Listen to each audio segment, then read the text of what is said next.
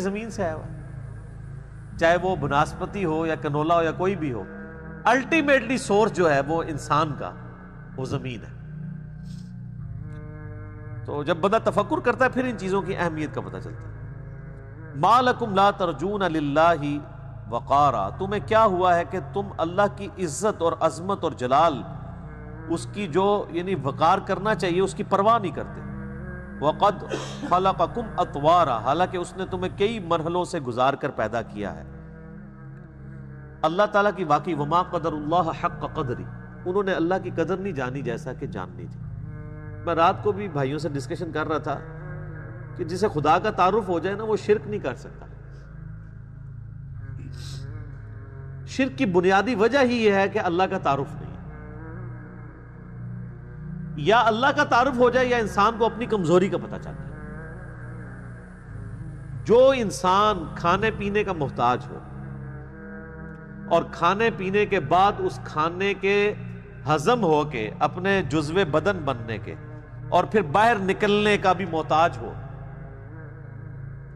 اور پھر ہر 24 گھنٹے میں ایک دفعہ سونے کا محتاج ہو، سوئے بغیر اگلے 24 گھنٹے میں پرفارم نہ کر سکتا ہو، یعنی جس کے ساتھ کھانا پینا پیشاب اور نیند جڑی ہوئی ہے، وہ انسان کتنا کمزور ہے۔ دنیا کا کوئی بڑے سے بڑا بزرگ جس کی بزرگی کا لوگ راگ لاپتے ہیں، وہ ان 3 چیزوں سے اپنے آپ کو بے نیاز کر کے بتائے، کھانے پینے سے، پیشاب سے اور نیند سے۔ ویسے آپ کو ضرور کہانیاں کو کراتے رہیں جی اتنے سال سے کوئی نہیں سویا، یہ نہیں ہوا، وہ نہیں ہوا، تو وہ کہانیاں آپ بیان کرتے رہیں۔ یہ انسان کی بیسک نیڈز ہیں، اس کے بغیر انسان آگے پرفارم نہیں کر سکتا۔ اسی لیے اللہ تعالیٰ نے اپنا تعارف کرواتے ہوئے ان چیزوں کا ذکر کیا ہے۔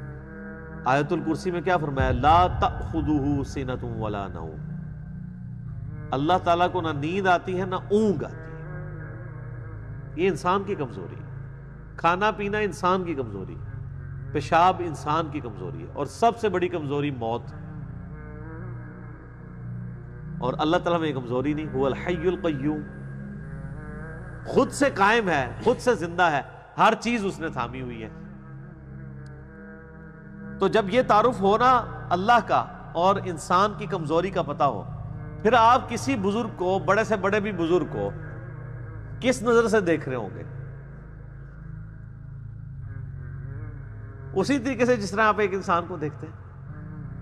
جس طرح عام انسان پیشاب نہیں روک سکتا وہ بھی نہیں روک سکتا، جس طرح عام انسان اپنے آپ کو نیند سے بے نیاز نہیں کر سکتا وہ بھی نہیں کر سکتا، جس طرح عام انسان کھانے پینے کا محتاج ہے وہ بھی کھانے پینے کا محتاج ہے، جس طرح عام بندہ بیماری اور پریشانی کے اندر دوائی کا محتاج ہے وہ بھی محتاج ہے۔ یہ علیحدہ بات ہے کہ آپ کو جب پریشانی ہوتی ہیں تو آپ کو وہ تعویذات لکھ کے دے رہے ہوتے ہیں اور مزارات کا پتہ بتا رہے ہوتے ہیں، خود جب بیمار ہوتے ہیں تو ان کو آغا خان لے جاتے ہیں یا شفا لے جاتے ہیں۔ آج تک آپ نے کوئی بزرگ دیکھا ہے کہ بیمار ہوا اور اس کے مریدین اٹھا کے کسی دربار پہ لے گئے ہوں؟ تو اپنی عقلوں سے بھی ذرا کام لیں۔ مہنگے ترین ہاسپٹلز میں یہ لوگ علاج کرواتے ہیں، تو پھر لوگوں کو کہانیاں کراتے رہتے ہیں، باقی کہانیاں کروا رہے ہوتے ہیں۔ ان کے جب پیشاب بند ہوتے ہیں، جب ان کے بائی پاس کا وقت آتا ہے، جب ان کے گردے فیل ہوتے ہیں، جب ان کے معدے خراب ہوتے ہیں، تو کسی مزار پہ نہیں کوئی جا رہا ہوتا، سب کے سب ہاسپٹلز میں جا رہے ہوتے ہیں۔ ان ہاسپٹلز میں جن کے ایک ایک دن کا جو خرچہ ہے وہ 50,000، کسی کا 60,000، کسی کا 1,00,000 روپے تک بھی ہوتا ہے، اور آپ کو یہ کہہ رہے ہوتے ہیں کہ جناب پھونک مار دیں گے، تو اپنے اوپر بھی پھونک مار لیا کریں، چلے کسی سے مروا لیا کریں۔ تو انسان بڑا کمزور ہے،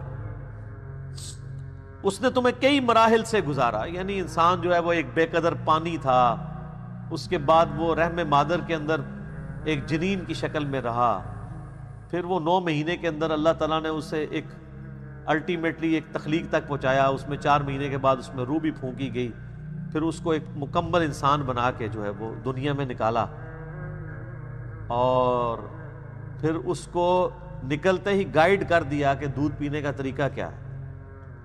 چھوٹے بچے کو اگر سکھانا پڑ جائے کہ دودھ کیسے پینا ہے، کوئی سکھا سکتا ہے اسے؟ اس کی انسٹنکٹ میں ڈال دیا کہ تم نے کیسے دودھ پینا۔ اور یہ انسان کا بچہ تو بہت کمزور ہے، آپ ذرا جانوروں کے بچوں کو کبھی دیکھیں نا، یہ جو چوزے مرغیوں کے نکلتے ہیں نا چھوٹے چھوٹے انڈے سے، وہ نکلتے ہی دانہ چگنے شروع کر دیتے ہیں، اور وہ پانی پینا ان کو طریقہ پتہ ہوتا ہے۔ مگرمچھ دیکھیں، یعنی دنیا میں چند